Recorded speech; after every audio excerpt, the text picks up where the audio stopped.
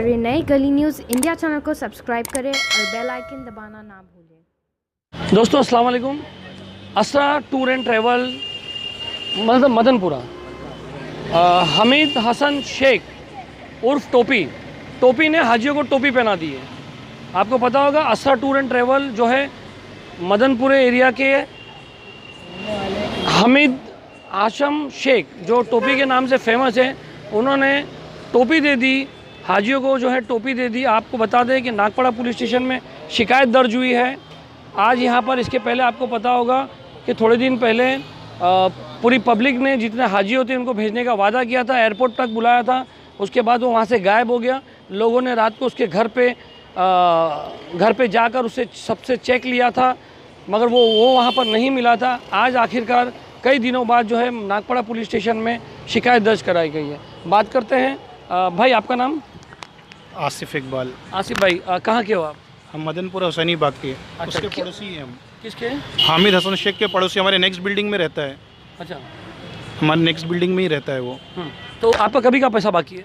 जी देखिए, हमको तो हमने इसको फरवरी में ना पैसे दे दिए थे हज करने के लिए, और जब हज का वक्त आया तो इसने बोल दिया कि मेरे पास पैसा नहीं है, अपना टिकट कटा के जाओ। इसने खाली वीज़ा लगाया और ये बोला कि कर्ज़ हसना के तौर पे दे दो, और सारा इंतज़ाम मैंने मक्का में और मदीना में करके रखा है। तो हमने अपना टिकट फौरी तौर पे दोस्तों से लेके कर लिया, और जब हम मक्का गए तो इसने होटल का भी कोई इंतज़ाम नहीं किया, और उधर जो हज के दौरान मौल्लिम को हायर करना पड़ता है हज के लिए, मौल्लिम का भी कोई पैसा नहीं भरा, जिसका तकरीबन एक हाजी का इंडियन 40,000 रुपया आता है, उसने नहीं भरा।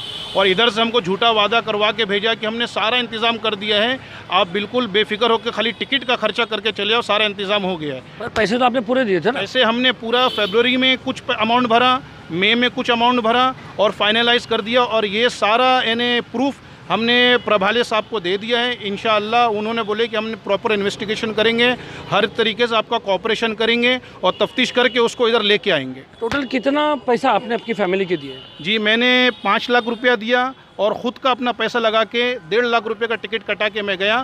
फिर उधर जब कोई चीज़ ने हमने सहूलत की नहीं थी तो हमने अपना उधर ख़ुद पैसा खर्चा किया, तकरीबन 1.25 लाख के ऊपर उधर मेरा खर्चा हुआ। अच्छा, तो यानी उसको पैसा देके कोई फ़ायदा नहीं हुआ, कुछ भी नहीं किया उसने? जी कुछ भी नहीं किया, कुछ भी। जी आपका नाम? नूर आलम कुरैशी। जी बोलिए। मैं माहिम से हूँ। मैंने अपने और अपनी वालदा के हज के लिए 2 साल पहले हामिद हसन को पैसे दिए थे, लगभग 6 लाख रुपए। और 6 लाख कभी दिए थे? 2017 में। 2017? हाँ, 2017 में मैंने उसको पैसे दिए थे। तो उसने 2018 में हज कराने का वादा किया था, लेकिन पिछले साल भी उसने हमें धोखा दिया, और इस साल भी उसने वीज़ा लगाया। वीज़ा लगाने के बाद मतलब कि जैसा कि आसिफ भाई ने बताया कि वो सिर्फ वादे पे वादे करता रहा कि मैं टिकट आज करवा रहा हूँ, कल करवा रहा हूँ, और फाइनली उसने टिकट करवाया नहीं। अल्टीमेटली हम लोगों को टिकट निकालनी पड़ी 1.5 लाख रुपए की। 6 लाख रुपए उसको दिए, 1.5 लाख रुपए का हम लोगों ने टिकट निकाला। टिकट निकालने के बाद में उसने हमसे वादा किया था कि वो मौल्लिम का, होटल का सारा इंतजाम है वहाँ पे, खाने वगैरह का। लेकिन अब मतलब उसकी धोखाधड़ी की मतलब उसने इंतहा कर दी। उसने वहाँ पे हम लोगों को मतलब कि सिर्फ मतलब कि अल्लाह के भरोसे छोड़ दिया। ना खाने का इंतजाम था, ना होटल का इंतजाम था, ना किसी चीज़ का इंतजाम था। यहाँ आप लोग कौन कौन गए थे? हम लोग सब मिला के यहाँ से टिकट में, मैं और मेरी वालदा गए थे। मेरा नाम नथिया कुरैशी। अच्छा, मेरी वालदा है। हाँ, वहाँ पर कुछ सहूलत नहीं मिली? सहूलियत मिली थी। कोई सहूलत नहीं थी वहाँ पे। हाँ। सहूलत तो छोड़ दीजिए, मतलब मैं बताऊं कि अगर जो हज के जो अरकान थे, अगर सुकून के साथ अगर वो करवा देता तो कम से कम तसल्ली होती कि हज तो उसने करवा दिया। लेकिन उसने हज के अरकान भी नहीं करवाया। उसने जो मौलिम के जो पैसे होते हैं वो भी उसने नहीं भरवाया। ना तो उसने मतलब कि मौलिम के पैसे भरे, ना होटल के पैसे भरे, ना खाने के पैसे भरे। मतलब ये मैं आपको बता रहा हूँ ना कि मतलब अल्लाह के भरोसे उसने छोड़ दिया हम लोगों को। हम लोग कैसे ना कैसे करके हम लोग वहाँ पे दिन गुजार के बस अपना, और टिकट जो हमारा 12 तारीख का था वो टिकट हम लोगों ने प्रीपोन कराया। 12 की जगह हम लोगों ने 5 तारीख का टिकट कराया, और जैसे जैसे करके हम लोग आ गए वहाँ पे। जी आप कहाँ से हो? मेरा नाम खालिद अंसारी है, मैं एडवोकेट। कहाँ से हो? मदनपुरे से हूँ। अच्छा जी बोलिए।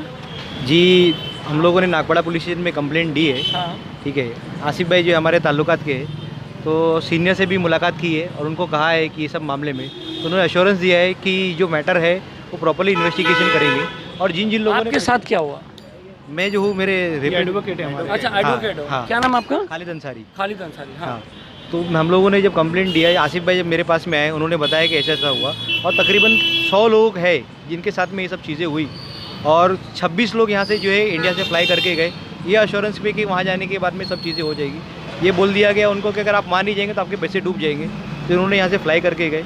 वहाँ जाने के बाद में ना मौलिम के पैसे ना कुछ भी नहीं।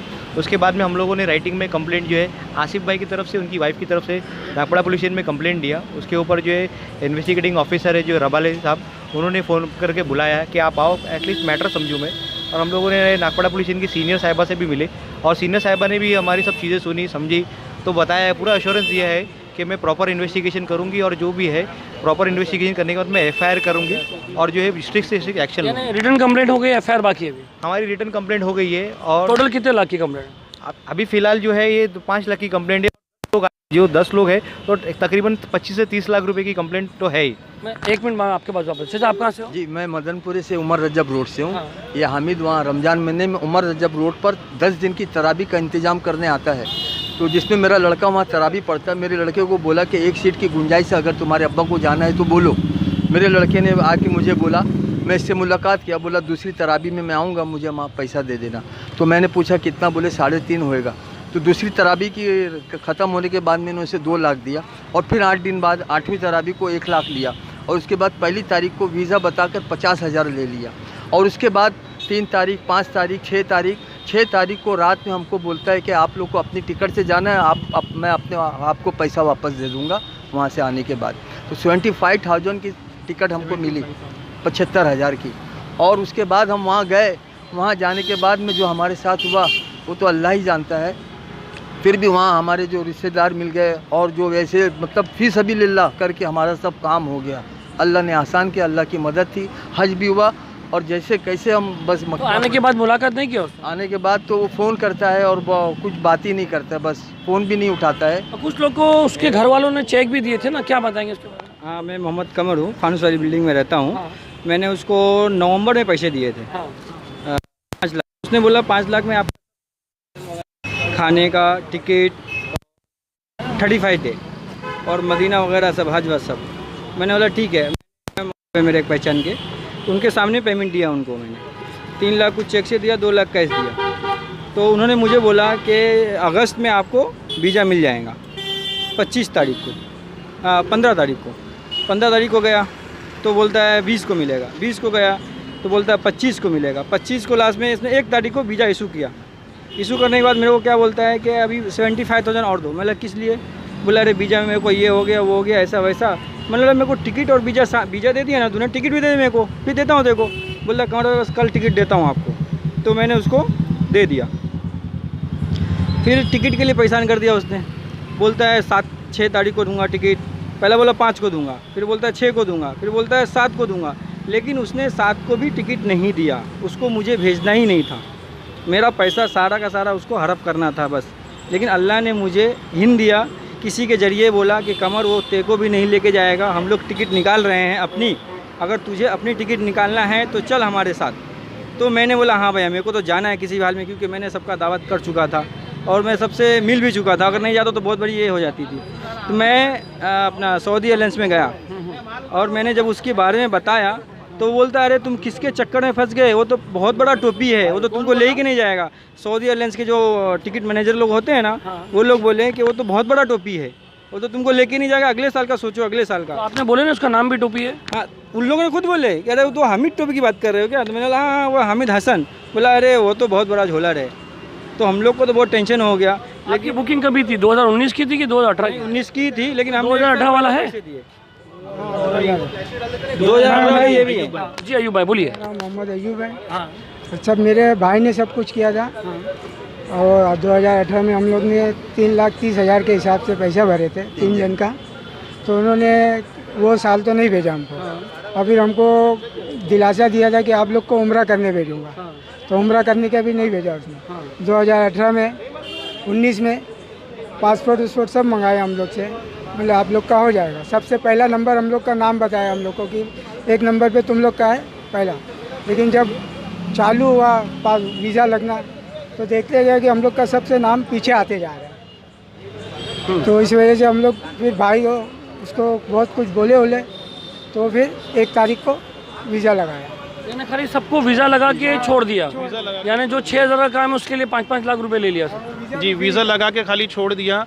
और हकीकत बात तो ये है, जब हमने वीज़ा मौलिम को बताया सऊदी में, तो मौलिम ये बोलता है भाई ये वीज़ा तो फ्री ऑफ कॉस्ट हमारी गवर्नमेंट यानी सऊदी गवर्नमेंट इंडियन गवर्नमेंट को देती है कि गरीबों को मिस्किनों को यानी वीज़ा फ्री में बांटा जाए ताकि लोग भी हज करने आ सके। तो इसने जहाँ तक कि हम समझते हैं हमारी अक्ल के एतबार से इसने वीज़ा पे भी अल्लाह ही आलम के कुछ खर्चा किया होगा। ने हमको उधर से मालूम पड़ा कि वीज़ा भी फ्री का है और ऐसे कितने लोग उधर मौजूद थे, उनसे हमने तहकीक की तो बोले दिल्ली से फ्री में वीज़ा लगता है, हमने भी फ्री में लगा के वीज़ा आया है। ऐसा है तो इन्हें अब हकीकत तो मालूम नहीं कि इसने क्या किया सारे पैसों का, और जैसे बता रहा था कि सारा इंतज़ाम है तो फिर इसने किया क्या हमारे पैसों का। असल सवाल तो ये उठता हमारे पैसों का इसने किया क्या। अच्छा, जो लास्ट टाइम जो यहाँ पर बवाल हुआ था, सारे लोग जो उसके घर पे गए थे रात को 2 बजे, उस वक्त आप थे? जी मैं तो हज पे चले गया था, मैं तो सफ़र पे था। जी हम लोग इसने उनका क्या हुआ जिनको चेक इशू किया था? उनका भी 28 से 20 किया, 20 से 30 किया, 30 से फिर 20 दिन का टाइम मांग रहे हैं। अच्छा, मुझे क्या बोला था उसने कि जुलाई को 15 तारीख को आपको वीज़ा मिलेगा। जुलाई को 15 तारीख को क्या, उसने 1 तारीख को अगस्त को दिया मुझे वीज़ा और टिकट तो दिया ही नहीं उसने। मतलब मेरा जितना पैसा था उसने 5.5 लाख रुपया वो उसके बाद सेफ़ है, उसने पैसे भी नहीं दिए और कुछ काम भी नहीं किया। हमने ना सऊदी जाकर के मौलिम को 80,000 रुपये भरा मैंने मेरे जेब से, और बाकी जो वहाँ पे खर्चे थे खाने वाने का, गाड़ी वाड़ी का, वो सब हमने अपने पैसे से किया। अच्छा, एक बात बताइए, आपने हज का जो है कितने रुपए में फिक्स कराया था? ये देखिए किसी से 2.5 लाख लिया, मेरे से 2.5 लाख लिया है, किसी से 3 लिया है, किसी से 3.5 लिया है। इसको जैसा जमता था वैसा चार्ज किया, इसका कोई ये फिक्स बात रेट तो है नहीं है। कि रेट जो है कम करने वाले हमेशा धोखा देते हैं, फिर आप लोग इस ट्रैप में कैसे आ जाते हैं? लेकिन ये जो रेट है ना, तो ये रेट इसके हिसाब से सही होगा। इसके लिए हम लोगों को लगा कि ठीक है चलो हज कमेटी में भी इतना में हो जाता है, अगर ये भी सेटिंग करेगा, हज कमेटी से कुछ इसका सिस्टम होएगा तो करके देगा, तो हम लोगों ने इस पर एतवार कर लिए। बस यही था, क्योंकि हज कमेटी में भी 2.5 लाख में हो जाता है, तो हमको ऐसा लगा कि ये बोलता था कि हाँ भाई जो भी है करके दूंगा आपको, बाकी जो भी है मेरा रिक्स है सब, तो इसके लिए हम लोगों ने इसके भरोसा किए थे। दोस्तों देखिए, ये पहली बार नहीं है, ये हमारा 10वां 11वां एपिसोड है जिसमें हज और उम्रा के जो ज़ाहिरीन लोग रहते हैं, हाजी लोग रहते हैं, उनको कई बार एयरपोर्ट पे बुलाया जाता है कि आपका वीज़ा लग गया हुआ है, आप आ जाओ चले जाओ, और वहाँ पहुँचने के बाद पता चलता है कि वहाँ पर वीज़ा नहीं है, ये फ़रार है। ये एक जीती जाती मिसाल ये टोपी की है। देखिए, अगर आपको कहीं पे भी ये टोपी मिले, हमें टोपी मिले, तो आप उसको बताइए कि भाई हाजियों के पैसे वापस कर दें। हाजियों के पैसे खाना अल्लाह कभी माफ़ नहीं करेगा। आपने जो भी हाजियों के पैसे खाए हुए हैं उनको बाकायदा पैसे वापस करिए। बोलिए जी आप। जी हाँ, नहीं मैंने एयरपोर्ट पे बहुत आदमी बैठे ना, खड़े बैठे। हाँ, एयरपोर्ट पे हम लोग जब वहाँ पहुँचे तो 40 आदमी पता है, हम आप लोग के पीछे थे मगर कोई बोलने को तैयार नहीं। हर आदमी ये उम्मीद में रहता है, हर हाजी ये उम्मीद में रहता है कि ये भेज देगा, अभी ये भेज देगा, अगर पुलिस स्टेशन जाएंगे तो पैसे नहीं आएंगे। मगर जो लोग आगे आते हैं उनकी सराहना करना चाहिए, वो अपने पैसे की फ़िक्र नहीं कर रहे, वो ये चाहते हैं कि भाई आगे भी किसी को जो है वो फंसाए नहीं। आप दूसरे लोगों को कुछ बोलना चाहेंगे कि आपका नंबर देंगे कि अगर जिसको कंप्लेंट करना हो तो आपके पास है, थोड़ा हेल्प कर दीजिए। देखिए, मेरा जो है मोबाइल नंबर आसिफ भाई से मिल जाएगा। आप बोल दीजिए ना नंबर। मेरा मोबाइल नंबर है 9029886535 और मेरा नाम है एडवोकेट खालिद अंसारी। मेरा ऑफिस जो है डोंगरी में है। मैं फारूक सोलकर सर का असिस्टेंट हूँ और ये मैटर मैं पर्सनली हैंडल कर रहा हूँ फ़ी सबीलिल्लाह, क्योंकि ये जो लोग जितने भी लोग हैं उन लोगों ने जो है अल्लाह के घर में जाने के लिए पैसा दिया और उस नाम पे जो है चीटिंग हो गई। और चीटिंग ऐसे इन लोगों के साथ में नहीं हुई है। 10 लोग अगर आपको दिख रहे हैं यहाँ पर, ऐसे 10 से कई ज़्यादा लोग हैं जिन लोगों को जो है चेक इशू करके दिया गया और लोग ये उम्मीद में है कि हमारा पैसा मिल जाएगा, और इन लोगों को मालूम है कि वो नहीं देगा, क्योंकि हमारे पास में जीती जागती मिसाल ये भाई की है जिन्होंने पिछले साल दिया और उनका पैसा आज तक के नहीं मिला। तो उस हिसाब से जब आसिफ भाई ने कंप्लेंट के लिए पहले आए, पहल किए कि भाई ऐसी ऐसी बात है और मैं कंप्लेंट करना चाहता हूँ, तो मेरा बेशक आप कंप्लेंट करिए क्योंकि आपका हक है। और फिर जब इन्होंने कंप्लेंट की पहल की तो ये सब लोग जुड़ने लगे। अब जुड़ते जुड़ते 10 लोग हो गए और भी लोगों ने जो है हम लोगों को कांटेक्ट किया है, फ़ोन किया है कि हम लोग भी कंप्लेंट करना चाहते हैं। हमको भी आश्वासन दिया है चेक का, लेकिन मैंने यही बोला है कि जब एक आदमी अगर आपको चीटिंग करने की नीयत रखता है तो आपको पैसा देगा नहीं। तो उनको भी मैंने ये कहा अगर आपको आना है तो आप आइए, मैं हमेशा आपके लिए अवेलेबल हूँ। इंशाल्लाह जो भी होगा हम करेंगे। और हम लोगों ने राइटिंग में कंप्लेंट दिया है आसिफ भाई के नाम से और आसिफ भाई की बीवी के नाम से। तो नागपाड़ा पुलिस स्टेशन की सीनियर मैडम से हम लोगों ने अभी जस्ट मुलाकात की, उन्होंने अश्योरेंस दिया है कि आप सब जन कंप्लेंट दो, इस पर स्ट्रिक्ट से स्ट्रिक्ट एक्शन लेंगे। और उनका खुद का बोलना है कि ये हमारा तीसरा केस है नागपाड़े में जो हाजियों के साथ में हो रहा है। तो मेरी मोहल्ले के लोगों से अपील है, पूरे बॉम्बे के लोगों से, कि किसी भी तरीके के अगर हज टूर्स एंड ट्रैवल्स वाला आपसे पैसा मांगे, कोई 2.5 लाख मांगे, कोई 3 लाख। आप बराए मेहरबानी उसकी तहकीकात करिए कि ये आदमी आपको लेके जाएगा कि नहीं लेके जाएगा। नहीं तो आप हज कमेटी का वेट करिए, हज कमेटी में जब आपका नंबर मिले गवर्नमेंट की तरफ से चले जाइए। लेकिन आप बराए मेहरबानी इस सब चीज़ के बारे में सोचिए और एक मजबूत का भी कदम उठाने की ज़रूरत है सब लोगों को। अगर आज आप कदम नहीं उठाएंगे, ये 10 लोग हैं, 10 से 20 होंगे, 50 होंगे, लेकिन कल आपका भी नंबर आ सकता है। आप ये चीज़ सोच के चलिए। आज ये टूर्स एंड ट्रेवल्स वाला, कल कोई दूसरा टूर्स एंड ट्रेवल्स वाला हो रहा है भाई। यहाँ पर हमेशा हो रहा है, हाजियों के नाम से लोग बहुत लूटे जा रहा है। तो ये हमीद टोपी के लिए, टोपी ज़रा पैसा दे दे हाजियों का, वरना तेरे को अल्लाह देखेगा। जब अल्लाह देखने लगेंगे तो तू कहीं का भी नहीं बचेगा। हमारी आपसे रिक्वेस्ट है कि जो टोपी जो तूने लोगों पे, जैसा तेरा नाम, जिसने भी तेरा नाम टोपी रखा है, सही सोच समझ के रखा होएगा। हाशम टोपी, हमीद टोपी, हमीद हाशम टोपी, जिसने भी तुझे ये निकनेम दिया है, सही नाम दिया है। शायद उसको कई साल पहले पता चल गया होगा कि तू हाजी के साथ टोपी करने वाला है, इसलिए तेरा नाम टोपी रखा गया है। तो हेलमेट नहीं हो जाएगा, हाँ, आगे चल के फिर हेलमेट हो जाएगा तेरा नाम। जी, बहुत से हाजियों को एहराम पहना के एयरपोर्ट पे बुलवाया, अल्लाह देखेगा उसको। गश खा के गिर गए वहाँ पे, पता है मुझे, पता है। बहुत से लोग हॉस्पिटलाइज भी हुए। इस बारे में अगर आप तहकीक करेंगे तो आपको पता चलेगा कि बहुत से लोग उसने एहराम पहन हम के उस टाइम जो एयरपोर्ट पे हमारा बंदा भी गया था, फिर यहाँ पर आए थे रात को 2 बजे, घर पे गए थे, मगर हमारे से रिक्वेस्ट की गई थी कि भाई ये चेक दे रहा है तो प्लीज़ आप मत डालो, क्योंकि अगर आप डालोगे तो उसके ऊपर केस होगा, फिर ये हाथ उठा देगा। मगर जब आप यहाँ पर आज केस हुआ है तो हमको आना पड़ा, हमको सब खबर रहती है। मगर जब तक हाजी नहीं चाहेंगे, कंप्लेंट नहीं हो, हम आगे नहीं बढ़ते हैं। सही बात? जी बिल्कुल सही बात है।